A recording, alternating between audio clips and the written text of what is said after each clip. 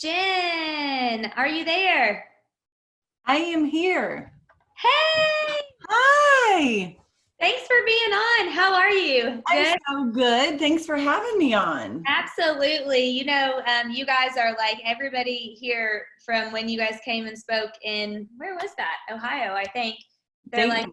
they're like, we need more Jen. Oh, So, now they'll be tired of me after today. They won't ask me back again.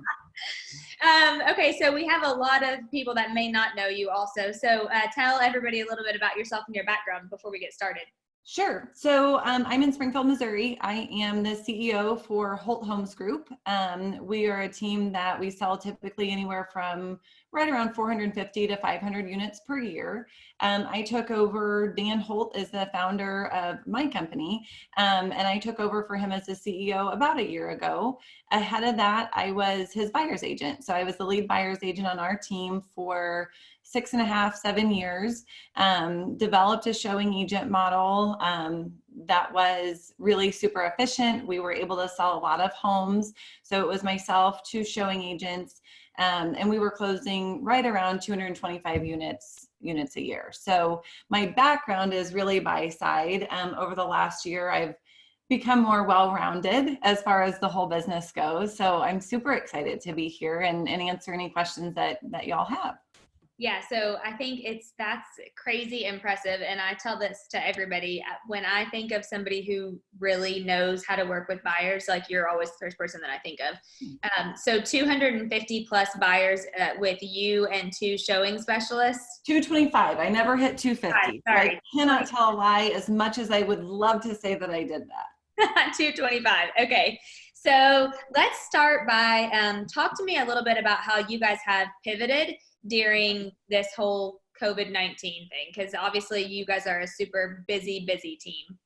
We are. So fortunately, we have a really great leadership team in place.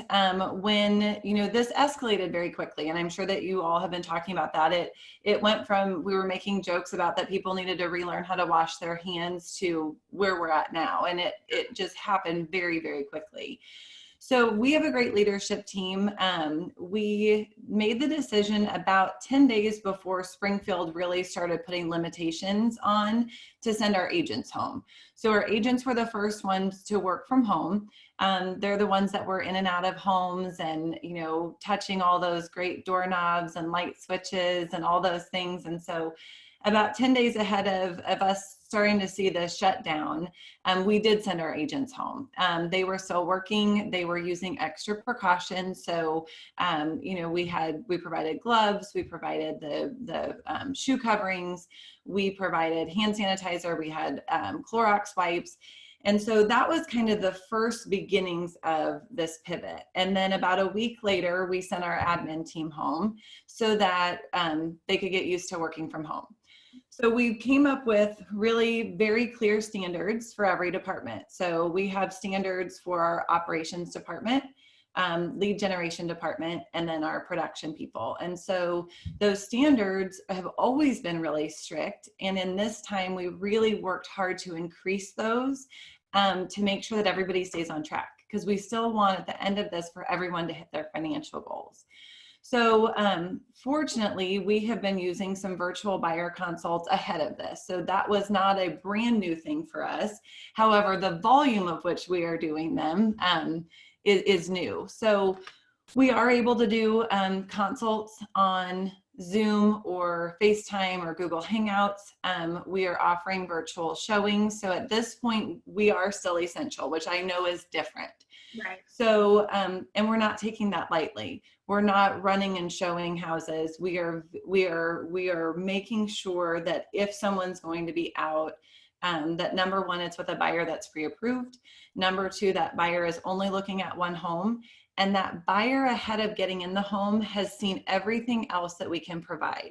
So we're providing video, we're providing a FaceTime showing, we are asking, we're getting them all of the information ahead of time, they're driving by it, so that they're really only in it to make the decision. Mm-hmm. So the other part of that is we're getting the sellers on board. So for example, Dana, if you wanted to take a look at a house and I had sent you all of the, the 2 or 3 that were a really great fit and we had narrowed it down to 1, then what we're doing is we're going to go in the house. I'm going to call the seller and say, hey, Mr. and Mrs. Seller, this is Jen Davis with Keller Williams. I've got a client. This is what I've provided her up to this point, and she is interested in viewing your home. Would you be able to let us come take a peek at it, maybe when you run to the grocery store the next time? We'll work around your schedule. We don't want to inconvenience you. And when they say yes, because most of the time they still are, if they say no, we just drop it. We are not making anyone uncomfortable. Safety is the top priority. Most of the time they're saying yes. And so then what we would say is, okay, great, Mr. and Mrs. Seller, I want to walk in and really only have to open your front door. Your safety is as concerning to me as my buyer's is. So if when we walk in, if you could have every light on, every closet door open, every cabinet door open. I get that that's not the presentation that you would normally have for your home. And we want to have access to everything without having to touch anything. So when we go to show the home, we get there, we're using gloves to walk in. We are walking in, we're putting the shoe covers on. We are looking at the home and then we're leaving. And as we're leaving, I'm taking a Clorox wipe and wiping the handle on the front side and the back side of that doorknob just to make sure. So we found some success in that because number one, our buyers see the extra effort that we're putting forward, and the sellers love us because we're still showing them it's on their terms and we're taking extra precaution. Yeah, I love that. And actually you just answered one of the questions that I had. So yep, that's perfect. Okay, we're getting a couple of the same questions. So Jen, what if the listing isn't listed by you guys and there isn't a video by the listing agent? How are you handling that? And then the other question was, how are you getting a video for the home that you aren't listed? So same thing. Okay, so the ones that we have listed, we did see this coming. And so we started working through, because we do have a very high number of listed homes or homes for sale within our team. So we started working on that to kind of build out that library. And then any new listing that we're just taking the video at the same time so that we have it. Now, we have had some sellers that didn't want us to come take a video. They don't want showings. They're willing to leave it on the market and they didn't want us in to take the video. So we're leveraging the seller and we're calling and saying, Mr. and Mrs. Seller, I completely understand that you don't want us in the home. And the thing that you asked for us to do is to sell your home for the most amount of money possible in the shortest amount of time. So is there a way that you could take the video for us? And then we walk them through how to take the video on their iPhone. So it needs to be horizontal, right? You need to video it like this. Yeah. So we're asking them to do it. And more often than not, guess what happens? The condition of their house improves. So if they're videoing it through a buyer's eyes, they see all the clutter, the stuff that we've asked them to clean up that they didn't ever actually clean up. What they're doing is they're now seeing it through the buyer's eyes and they're seeing what's going to be the focus and they're making those adjustments to condition. We know things sell based on price, condition, and location. If the seller can improve their condition by that focused, video, it's awesome. If they're not our listing. Right, that's a biggie that people are asking. Yep. If it's not our listing, we're calling the cooperating agent. And so if it's an agent, whether it's KW or a different company, doesn't matter. We have great relationships with them. We're calling and saying, Mr. and Mrs. Agent, I've got someone that really wants to see 123 Main Street. Any chance you have a video of it? They say, no, I wish that I did. Okay, great.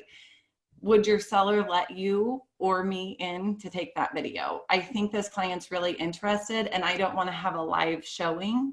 Ahead of knowing that they really are interested. And one of two things happens. Yes, either the listing agent will go, or more often than not, they're like, well, you know what the buyer wants, you go take the video. Great, I'll go take the video. I do know what they want. I can do the FaceTime showing and video it at the same time. Now I send the video. That's a great idea. FaceTime them while you're there, but then do the video too. Because then the video I send to the listing agent and say, hey, Mr. Listing Agent, here's your video if you want to use it for any other showings. I am building relationships with agents in my community. I'm providing value to them. Love that. That's such a great idea. So another part of that is, I can say I have been home for the last 3 weeks before anybody else was home. I am very careful about where I'm going. So I'm not in and out of 10 houses a day. I'm going to be at your house. Yeah, that is awesome. Okay, so Jen, are you seeing buyers feeling comfortable with this? Are you seeing buyers back out? What's like the reality of what you're seeing? So I'm kind of waiting for the other shoe to drop, the fall through. We are right now at a 7% fall through ratio, which is actually low for us. Yeah. So, we're below that 10%. And I know that that can go from 7% to 15% very quickly. So I actually was on there's a Shift book club that KW is hosting, and I was on the Bulletproof the Transaction. So that was Tuesday, I think, Tactic 12. So we are being very proactive with the business we already have under contract. So right now, I haven't seen buyers say, wait a second, I don't want the house anymore. We're just over communicating with them so that they're still comfortable. I am starting to see a pullback with new buyers wanting to move forward. So what we're looking at is we're saying, okay, what's the objection? Is the objection that they have a health concern, or is the objection that potentially the money that they had to put down was in the stock market? I can't just hear COVID-19 and assume one or the other. I need to know, is it safety? Is it financial? Mm-hmm. And then meet them where they're at, right? So I'm going to meet the buyer where they're at. Are they emotional? Where are their emotions? Because I'm going to meet them there, and my emotions are going to be in check, and I can answer their questions. And if I can overcome the objection, and when I say overcome, I don't mean I'm tricking somebody into doing something, right? I'm listening to what they're saying, and then I'm giving them a solution. So I'm solution based. If it's health, I can fix that. I can give virtual showings. I can record homes. I can do all of those things to make them feel safe. I can provide masks and hand sanitizer and Clorox wipes. If it's a financial issue, well, okay, let's talk about what that timeline looks like. Let's get with somebody that can help you get back on track. And let's just make a game plan around it.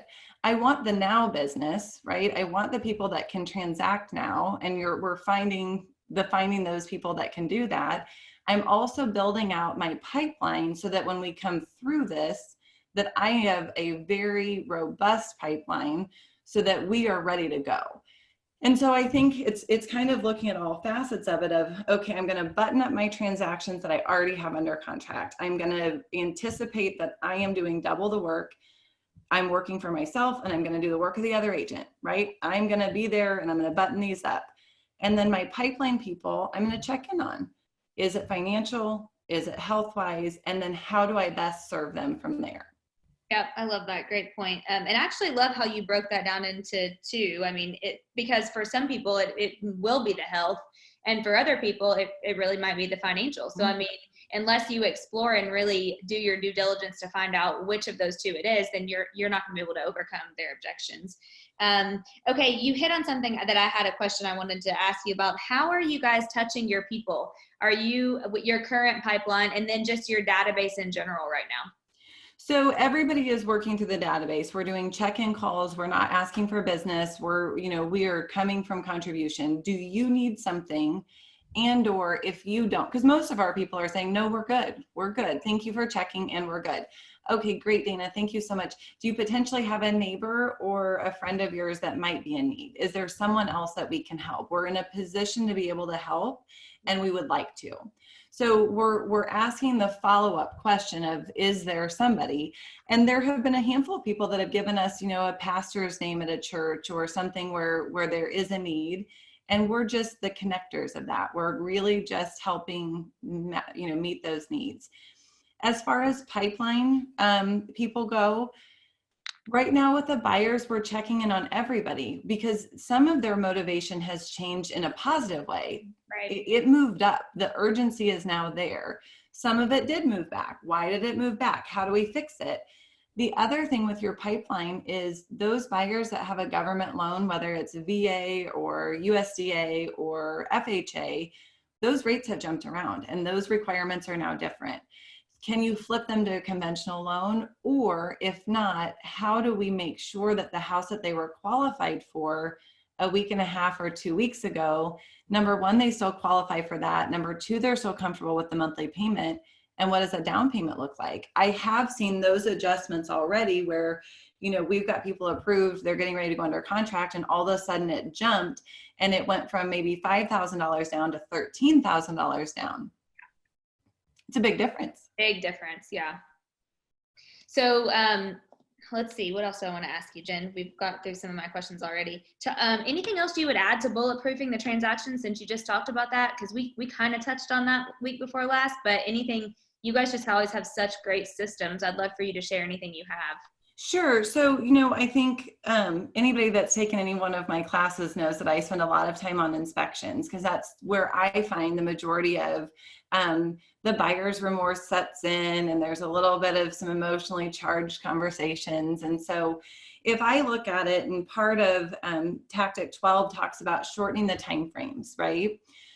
So I look at it and I'm like, okay, well, in Springfield, Missouri, average is 10 days for a buyer to have the inspection and then give the seller a request for repairs or a credit. That's our average. I don't know, you know, where you guys are at, what that is. I don't want it to take 10 days right now. 10 days is the difference in a lot of things.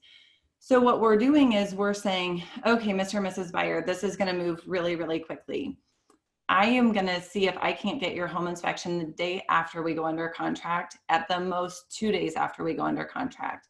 I am calling our vendor partners that are inspectors, and I'm saying, I tentatively think I'm going to get 123 Main Street under contract.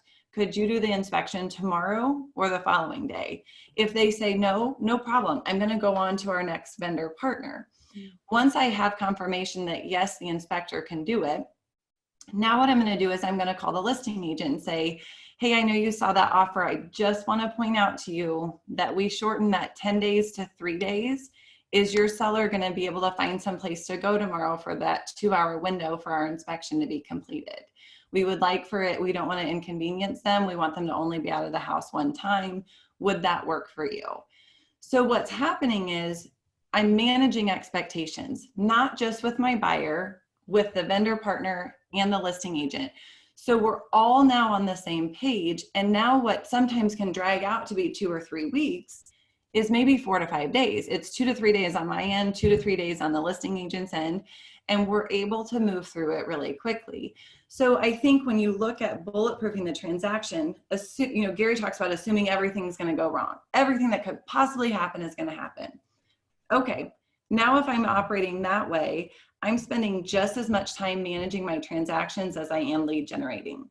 So we're lead generating a ton, and we're buttoning it up on the back end of these things that we already have under contract. Yeah. Let's see. Actually, someone just said, I have a hard time people wanting to get a property inspection done and paying the cost of it when they still have to waive the finance condition. Let's see. So that would mean, I guess, before they were actually pre-approved. Maybe give me a little more clarification on that so I can. I think maybe in some of the contracts, there's a way you waive your financing contingency, like somewhere around the appraisal period. Ours, we do it opposite here. Okay. So we do the inspection first and then the appraisal happens. So for us, I guess if I were scripting around that, and I've not had to because it's a different market, I would just tell the buyer, okay, Mr. and Mrs. Buyer, I completely understand. And it's $300 to $400 on the inspection side and or on the appraisal side. It's going to cost roughly the same amount.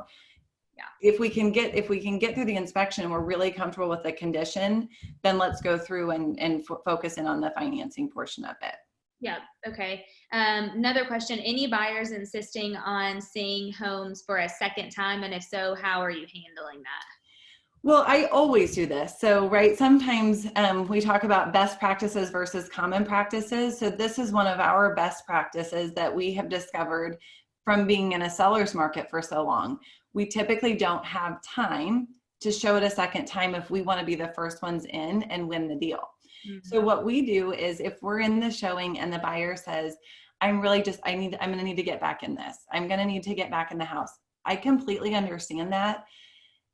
And we are in a different environment right now. And the sellers are limited in the number of times that they can leave their home, and they're gone right now. What I have found really, really works for other people in your situation is if we go back out to the car and I'm going to relock the front door and we're going to walk out and you're going to have a drink of water or a Diet Coke or whatever it is you want. And we're going to talk about something other than this house for about 5 or 6 minutes. And then we're going to come back and we're going to walk through, and and now you've got your second showing. You've had space between it. And when I go in for that second showing, I don't talk. They just look. So I say, hey guys, I'm going to stay here in the kitchen. I want to make sure to be respectful to sellers. Please make sure we're not touching anything. At the same time, I'm going to wait here so that you have questions, but I don't want to chatter and you not have the chance, to have a way to take a look around. Clearly, I'm super talkative and I love to chat. And sometimes I can cause you to miss something if I'm going to talk while you're looking at it for the second time. So we just handle the second showing at the same time. And that is our normal practice any market. Gosh, that's so great. I've never thought about that. That's a good idea. Well, nobody wants to go back out. I mean, as an agent, you don't want to go back out, right? You've already spent your time with these people. And you look at the amount of time you save with drive time and resetting the showing and doing all those things. Yep, absolutely. Okay, let's see. Have you encountered issues with inspections being completed due to COVID? We're seeing that in some markets. Any idea how to handle those delays other than just waiting it out? For us so far, we have been very, very insulated from that. So we are very lucky, and I don't say that lightly. I think if it were me, I guess, is the reason the inspectors can't go in because you're non-essential, or they can't go in because the sellers don't want them in? Good question. If that's a mandatory thing, if that's based on the market and inspectors just are non-essential, yes, you just have to wait that out. I don't know how to get around that. And I do believe that most market centers or brokerages are providing that COVID-19 form that you can write in kind of some special agreements around what would happen with those inspections. The only other thing that you might do is just negotiate potentially what that repair amount the seller is willing to give. And so you kind of have it buttoned up, and the inspection almost comes as like part of a final walkthrough, that you're just verifying that the inspection's not worse than the agreed upon repairs. Yep. Okay, perfect. Actually, this is another great question. This is an unfortunate question, but I know it happens for some people. How would you handle a buyer who was pre-approved 2 weeks ago and now they aren't approved due to increased credit score requirements? Buyer finally found a home she was interested in, but now she isn't approved for the loan. Wait it out and not let her get discouraged while advising to work on her credit in the meantime, ? Thoughts? Yeah. That's a great thing, first of all, for the agent that made sure that their terms were, the same. It's unfortunate they were not the same, and way better that that right now than once you got under contract and she's placing furniture in the home in her mind, and she's paid for the appraisal and she's paid for the inspection. So I think I would look at it as a blessing in disguise, and I would go to the buyer and say, how lucky are we that we found out right now? If it's meant to be, that home will still be here. And if it's not, now we know exactly what you're looking for. So now when we get you into a position to be a really strong buyer, we know what you're looking for, and we don't have to, kind of play that guessing game anymore. So we're so lucky to know what we want. And in the meantime, why don't we chat with somebody that can do some help with your credit and see if we can't put you in a better position in the future? Yeah, love that. Okay. Last question, Jen. Gosh, I could go on and ask you so many more. So talk to me really quickly about if someone is so used to doing everything in person. They meet their buyer, they do their buyer consult in person, they go out and show homes like normal, and they're just having a really hard time wrapping their head around, can I really sell this person a home virtually? What would be your advice to somebody like that?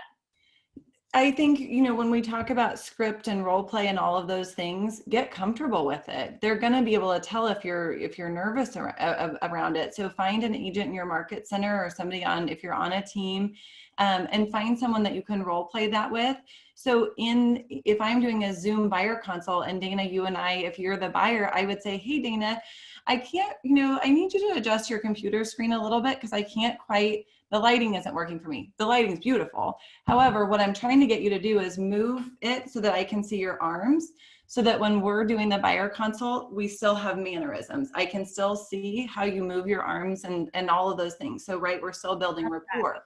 Mm-hmm. Now, if I wasn't comfortable with Zoom, I wouldn't know the difference in that.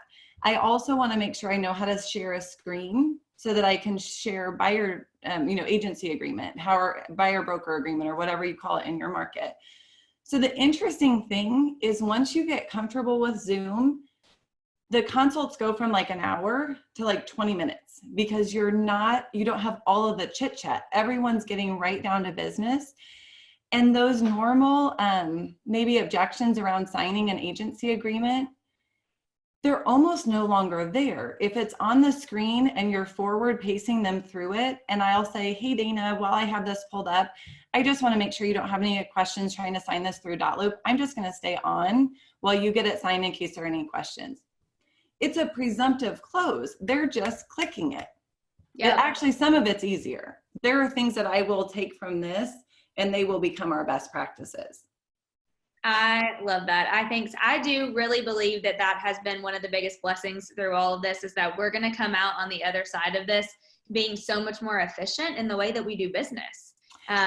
And I think everybody comes out of this and there will be a new appreciation for the luxury of getting to meet with people. That becomes then something we're looking forward to. And all of our back end systems, you're right, we build in those efficiencies. So then when we eventually are in front of people, it's really our time to shine. Yep. Okay. So 2 last quick things. And then everybody don't forget to come back tomorrow because we have another amazing lineup. So quickly, Jen, do you offer or have any digital coaching classes on how someone can handle the shift that they're seeing? Well, I'm a group coach for MAPS. I do have a Buyer Mastery 2.0 that's out right now. We've just finished week 3 of 6. So if you wanted to, you could still sign up for it. You would get the recordings and all of that content that was done, we have rewritten in the last 3 weeks. So a lot of, it's basically building out a buy side. It starts from, as you're an individual agent through potentially building out a team. And it's all best practices. So you would be able to get the 3 recordings and then listen to the following 3. I was on the shift call with Brian Gubernick on Tuesday, and then I was just on the one with Tim Heil today. So if you were just looking for like something that's not going to cost anything, that you could get some information, those 2 would be really easy to see right now. And are those in the Shift Pivot Facebook group that's open to everybody, not just KW people, right? Yes, you do not have to be KW, and you do not have to be KW to take a MAPS class. So if there's somebody that's not a Keller Williams agent, I think when you log in and they ask for the Keller ID, I think if you put in all zeros, they know it's non-KW. Okay, so if they have more questions, how can they find you? So probably best way is email. So my email is Jen Davis, JenDaviskw@gmail.com. Awesome. Okay, guys, this was awesome. Thank you, Jen. I still took a ton of notes. This has been so great. Remember, we're recording these and they'll be on the Keller Williams Ohio Valley Region YouTube channel. So Jean would be proud that we anticipated this and set up a big, strong YouTube page. So Jen, thanks so much. Thanks for always sharing with us. You're so awesome. I just love you to death.